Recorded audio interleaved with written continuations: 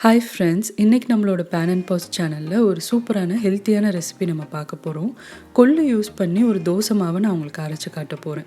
Weight loss பண்ணணும்னு நினைக்கிறவங்கலாம் கொள்ளு வந்து அதிகமாக அவங்களோட டயட்டில் எடுத்துக்கலாம். அது ரொம்பவே ஹெல்ப்ஃபுல்லாக இருக்கும். அதவே இந்த மாதிரி தோசை ஃபார்மில் நம்ம சாப்பிட்றப்போ அது நம்மளுக்கு ரொம்ப டேஸ்ட்டாகவும் இருக்கும், பிடிச்சதாகவும் இருக்கும். ஸோ அந்த மாதிரியான ஒரு கொள்ளு தோசை மாவு ரெசிபி தான் இன்றைக்கி நான் உங்களுக்கு செஞ்சு காட்ட போகிறேன். ஹோப் உங்களுக்கு இந்த வீடியோ வந்து யூஸ்ஃபுல்லாக இருக்கும்னு நினைக்கிறேன். ரெசிபியை ஃபுல்லாக பாருங்கள். இப்போ ஃபஸ்ட்டு நம்ம வந்து மாவுக்கு தேவையான எல்லாத்தையுமே ஊற வச்சிடலாம். இங்கே பாருங்கள், நான் இன்றைக்கி இந்த உலக்கில் தான் மெஷர் பண்ண போகிறேன். நீங்கள் எந்த கப் வேணாலும் எடுத்துக்கலாம். எது எடுத்தாலுமே எல்லாத்தையும் அந்த ஒரே கப்பில் நீங்கள் மெஷர் பண்ணணும்.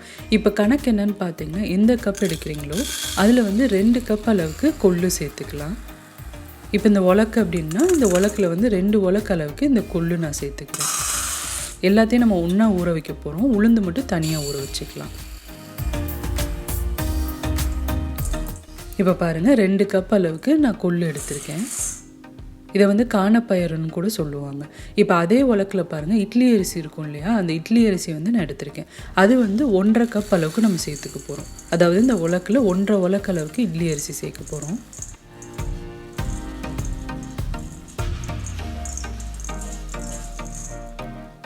ஃபஸ்ட்டு ஒரு உலக்கு நம்ம சேர்த்தாச்சு. இப்போ அடுத்து வந்து ஒரு 1/2 உலக்கு அளவுக்கு நான் மெஷர் பண்ணி வச்சுருக்கேன்.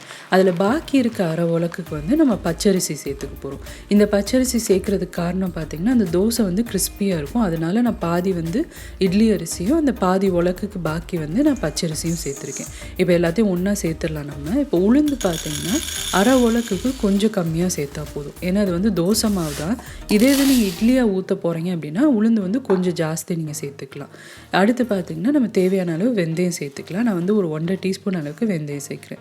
எப்போயுமே தோசை மாவுக்கு கொஞ்சம் வெந்தயம் வந்து நம்ம எக்ஸ்ட்ரா சேர்த்தோம் அப்படின்னா நல்லா டேஸ்ட்டாக இருக்கும். இப்போ இது எல்லாத்தையுமே நல்லா அலசிடலாம். அலசிட்டு ஒரு 4லேருந்து 5 மணி நேரம் பக்கம் நம்ம நல்லா ஊற வச்சுக்க போகிறோம். ஒரு 2லேருந்து 3 வாட்டியாவது நல்லா அலசிட்டு நல்ல தண்ணி சேர்த்து இதை ஊற வச்சிடலாம். இப்போ இந்த ஊற வைக்கிற தண்ணி யூஸ் பண்ணியே நம்ம மாவையும் அரைச்சிடலாம். ஸோ அதனால் நல்லா அலசிட்டு நல்ல தண்ணி சேர்த்துக்கோங்க. அடுத்ததாக உளுந்தையும் நான் நல்லா அலசிட்டேன். அதுலேயே வந்து தண்ணி சேர்த்து இதை ஒரு 4லேருந்து 5 மணி நேரம் பக்கம் நான் ஊற வச்சுக்க போகிறேன்.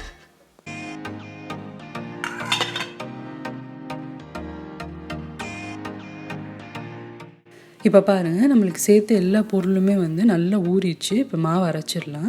நான் வந்து இட்லி மாவு அரைச்சேன். அதை அரைச்சி எடுத்துகிட்டு அதே கிரைண்டரில் தான் நான் வந்து இந்த தோசை மாவையும் அரைக்க போகிறேன். ஸோ அதுக்கு வந்து ஃபஸ்ட்டு நம்ம ஊற வச்சுருந்த உளுந்தையும் வெந்தயத்தையும் ஃபஸ்ட்டு நம்ம அரைச்சிடலாம். அரைச்சிட்டு அது நல்லா நைஸானதுக்கப்புறமா நம்ம ஊற வச்சுருக்க கொள்ளு அரிசி எல்லாத்தையும் ஒன்றா சேர்த்து அரைக்க போகிறோம். பொதுவாக தோசை மாவு வந்து நம்ம அந்த மெத்தடில் தான் அரைப்போம். உளுந்து தனியாக அரைச்சி எடுத்துட மாட்டோம். உளுந்து நல்லா அரைப்பட்டதுக்கப்புறமா அதிலே நம்ம வந்து அரிசியை சேர்த்து அரைக்கிறது வழக்கம்.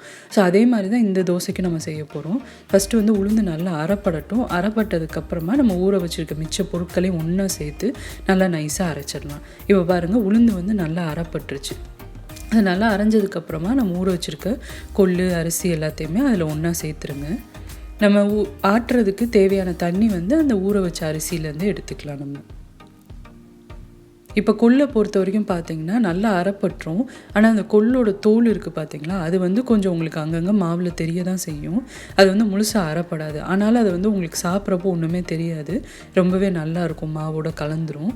ஸோ அதனால் நீங்கள் வந்து இன்னும் அரைப்படலை அப்படின்னு நினைக்க வேண்டாம். கொள்ளோட தோல் வந்து கொஞ்சம் அரைப்படுறது கஷ்டமாக தான் இருக்கும். இப்போ பாருங்கள், மாவு எல்லாமே நல்லா நைஸாக அரைஞ்சிருச்சு. நான் அரைச்சதுக்கப்புறமா உப்பு சேர்த்து நல்லா அதை வந்து கரைச்சி வச்சுருக்கேன். நான் சொன்ன மாதிரி மாவு வந்து நல்லா நைஸாகிடுச்சு. ஆனால் கொள்ளோட தோல் வந்து அங்கங்கே தெரியுது. இது வந்து ஒன்றும் பிரச்சனை இல்லை. சாப்பிட்றதுக்குமே உங்களுக்கு ஒன்றும் டிஃப்ரென்ஸ் தெரியாது. நல்லா அதை வந்து மிக்ஸ் பண்ணிவிட்டு நம்ம வந்து புளிக்க வைக்க போகிறோம். வெயில் இருக்க இடமா இருந்தால் ஒரு 4லேருந்து 5 மணி நேரத்தில் இது நல்லா புளிச்சிரும். வெயில் இல்லாத இடத்துல இருந்தீங்க அப்படின்னா ஒரு 10 மணி நேரம் பக்கம் ஆகுது புளிக்கிறதுக்கு.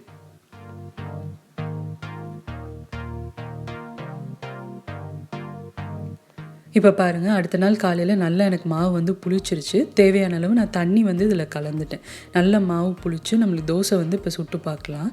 ரொம்ப டேஸ்ட்டாக இருக்குங்க. நான் சொன்ன மாதிரி இதை வந்து நீங்கள் இட்லியாகவும் பண்ணணும்னு நினச்சிங்கன்னா உளுந்து வந்து கொஞ்சம் அதிகமாக அதில் சேர்த்து நீங்கள் இட்லியும் பண்ணிக்கலாம், அதே மாவில் தோசையும் பண்ணிக்கலாம். ஸோ நான் இன்றைக்கி வந்து வெறும் தோசை மாவு பண்ணனால நான் உளுந்து வந்து கொஞ்சம் கம்மியாக சேர்த்தேன். இட்லிக்காக இருந்தாலும் சேம் மெஷர்மெண்ட்டு தான், உளுந்து மட்டும்தான் மாறும். இப்போ நம்ம வந்து தோசை சுட்டாச்சு. அதுக்கு தேவையான எண்ணெய் வந்து சேர்த்து நல்லா அதை வந்து வேக வச்சுக்கலாம். நார்மல் தோசையை விட இது வந்து கொஞ்சம் அதிகமாகும் நேரம் வேகிறதுக்கு. ஸோ அதனால் நல்லா அதை வந்து வேக வச்சுக்கோங்க. நீங்கள் வந்து நல்ல தின்னான தோசையை கிறிஸ்பியாக ஊற்றணும் அப்படின்னாலுமே அந்த தோசையில் ஊற்ற முடியும், நல்லா வரும். பாருங்கள் நல்லா வெந்துருச்சு. இதை வந்து திருப்பிட்டு நம்ம இன்னொரு பக்கமும் நல்லா வேக வச்சு எடுத்துக்கலாம்.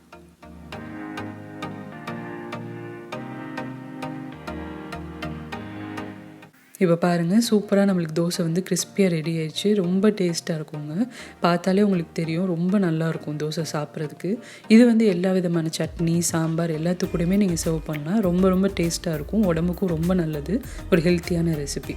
கண்டிப்பாக நீங்களும் இந்த ரெசிபியை ட்ரை பண்ணி பாருங்கள். ட்ரை பண்ணி பார்த்துட்டு உங்களுக்கு எப்படி வந்துச்சுன்ற ஃபீட்பேக் அண்ட் கமெண்ட்ஸை மறக்காமல் என் கூட ஷேர் பண்ணிக்கோங்க. இந்த ரெசிபி பிடிச்சிருந்தது அப்படின்னா இந்த வீடியோக்கு ஒரு லைக் கொடுங்க. சேனலுக்கு இன்னும் சப்ஸ்கிரைப் பண்ணாதவங்க மறக்காமல் பேன் அண்ட் பாட்ஸ் சேனலுக்கு சப்ஸ்கிரைப் பண்ணுங்கள். இதே மாதிரி நிறைய இன்ட்ரெஸ்டிங்கான ஈஸியான ரெசிபீஸோடு அடுத்து உங்களை நான் மீட் பண்ணுறேன். Pan and pots, fuel for life.